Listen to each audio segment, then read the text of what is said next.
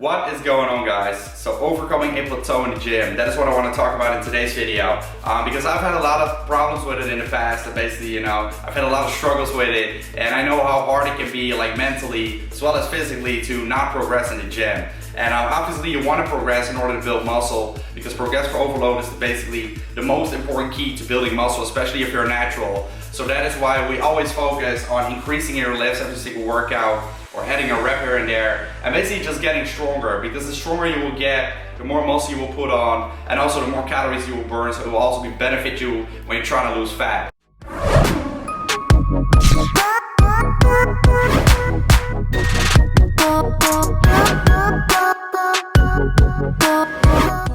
First, let me kind of explain what a plateau actually means, alright? Because I see a lot of people, they actually think they hit a plateau because they are not progressing as fast as they are or were before. For example, if you're a beginner and you're just getting into lifting, you will always be able to progress, alright? Even if you're like eating not a lot of calories, and even if you're just messing around a little bit with your training, there's a good possibility that you will be able to add like 5 pounds to your squat, maybe even 10 pounds every single week. Now, as the weeks go by, this will obviously slow down, alright? Because otherwise, everybody would be squatting 500 to 1,000 pounds by now, if that would be able to increase every single week, right? So slowly but surely, your progress will slow down. That is the reality, guys, and that is something you will have to accept first. So if at first you are progressing very fast, and it starts to slow down, don't worry about it. It's completely normal. As long as you are progressing in some sort, you are doing a great job, right? Trust me.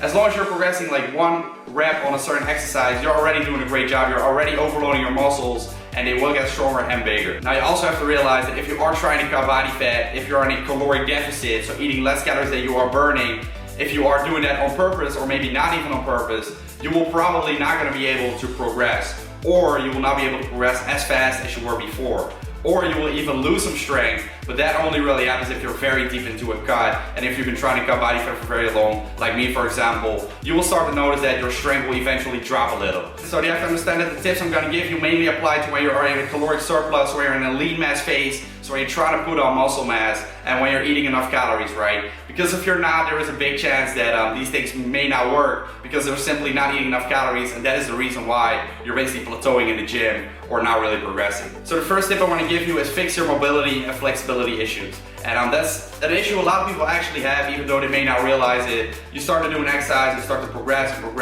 but you start to notice that at some point you're not progressing anymore, and it mainly happens on the compound exercises such as the squat, or the bench press, or the overhead press. And now if you're not able to use full range of motion, it usually has to do with flexibility and mobility issues. And the problem there is that if you try to progress with improper range of motion, then you may set yourself up for injury, right? So if your body is not using the proper natural patterns that it's used to, you may set yourself up for injury there. So always make sure that your flexibility and mobility is on point. So for example, if you're doing a half squat, then stop with it right away and make sure you can do a proper squat before you start improving on the exercise. Because if you start an exercise wrong with the wrong range of motion, then you will never fix it later on, right? You need to fix it before you start increasing in weights. And now my second tip is sleep more, and this may sound very stupid or very obvious, and it is actually obvious, but it is a very, very important thing and a key to muscle gains, right? And I do notice that, a lot of students, especially on my channel, they simply don't sleep enough. Studies show that if you sleep 3 to 6 hours a night, your strength will be compromised, and the fatigue during your workouts will also increase. So that is something you definitely don't want. So I do recommend getting at least 7 hours of sleep. I know it's hard while you're living a student life and while you're partying and going out and things like that. You have to go to social activities. But if you can make it, then simply do like a power nap throughout the day if you got time for it. I know a lot of you spend hours a day watching these YouTube videos. I know a lot of you are Netflixing and chill all day, so you can definitely make one gap between your day and take a little power nap there to make up for the sleep. So my third tip is take a deload week, alright? This is probably one of the most common problems with people and why they are not progressing anymore. When you're a beginner, you can basically live for 1 year straight without taking a break, without taking a deload week or anything, and you can keep making progress, alright? But when you're in an advanced stage, you start to notice that your central nervous system gets affected very, very rapidly, alright? So when you're a beginner, it might take a year before your central nervous system is affected, but when you are advanced, it may happen like every 8 to 60 weeks or so, alright? And in order for your central nervous system to recover, you have to incorporate a deload week, or you can take a whole week off if you want to. I personally prefer a deload week. And then you do 60% of the sets you normally do, and you use 60% of the weights that you normally use. And there are a lot of hardcore people out there that say they don't need a deload week, they never need a week off, they just can't go on forever.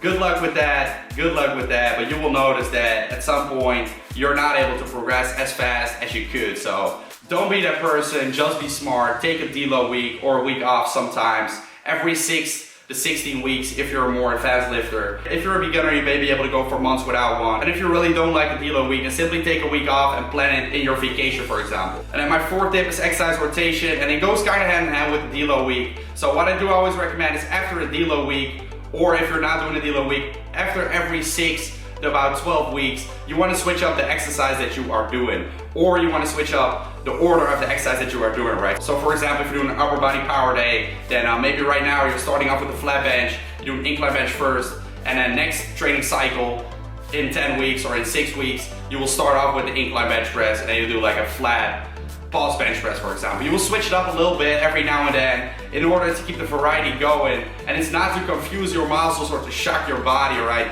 That doesn't work. You don't want to switch exercise every single week, and you don't want to go into the gym without a game plan, all right? You do want to stick to the same exercise for a long period of time, which is approximately at least 6 weeks, in order to properly progress in those exercises. And then number 5, my last tip, is play around with rep ranges, all right? And that's a very important one as well. You guys have heard me talk about power building a lot, and that is the way of training that I do recommend, which basically means you do a combination of power training, so low reps, 3 to 5 reps, and you do a combination of hypertrophy training, training for muscle mass, 8 to 12 to 50 reps. So with a combination of both, you will be able to properly progress in both lower reps and higher reps. Alright, but if you're stuck at one certain rep range, for example, a bench press, right now you're doing 8 reps, then simply increase the weights, go really heavy and do 3 or 5 reps. And then with that heavy weight, next week you will do 6 reps, the week afterwards you do 7 reps, and then you do 8 reps, and then you're back at those 8 reps, but you're with a heavier weight, right? And that's a very basic way of going heavier and then overloading your muscles in order to properly progress. And those are all kind of little things that will help you progress in the future, guys. And with that said, those are definitely my most important tips for busting through a plateau in the gym. So if you apply those, I'm very sure you will be able to make progress, guys. So try it out yourself. I hope you guys enjoyed this video. If you did, make sure to like the video down below. Make sure to post a comment down below, subscribe to the channel as always. Thank you guys for watching, and peace out. See you in the next video.